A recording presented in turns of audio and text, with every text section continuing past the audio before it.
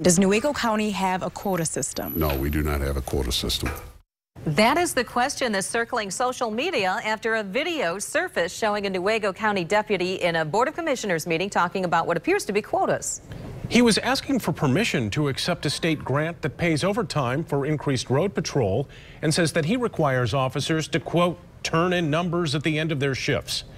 But what numbers was he referring to? 24-hour News 8's Coco McAvoy spoke to the county administrator to learn more about what the federal grant requires from officers. Coco joins us in studio with more on this now.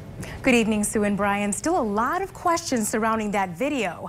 The grant requires officers to make an average of 1.29 stops each hour of their shift.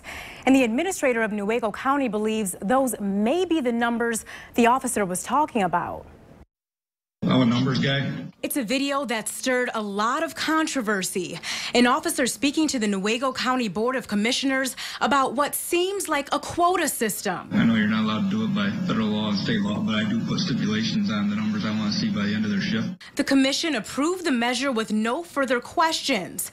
But County Administrator Toby Lake believes the officer might have been referring to the grant requirements and not quotas. That's what I took, but I can't speak for the sheriff's office. I mean, when we looked into this, that's the intention and the responsibilities we have under the grant. The grant requires officers to average a certain number of stops per hour over the course of their shift.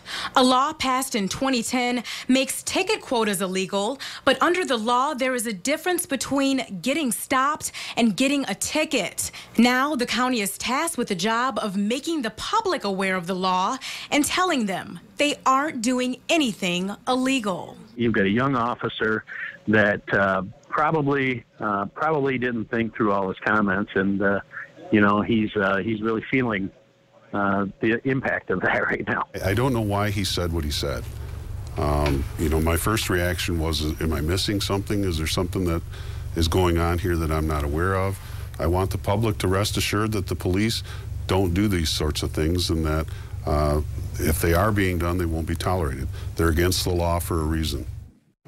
The sheriff says the officer was disciplined internally and will not be allowed to supervise personnel during this enforcement program. But, I mean, we got a ton of emails about this from viewers just upset, wondering, is there a quota system? Isn't there a quota system? And do those statements open them up to any liability there for motorists that might have been caught up in a quota, non-quota system? Exactly, and that's something that they're going to have to be dealing with now, is whether or not, you know, people are going to say, hey, you were just trying to meet quotas when you pulled me over. So it's definitely part of the investigation now. We'll stay on it. Coco, thank you. Thank you, Coco.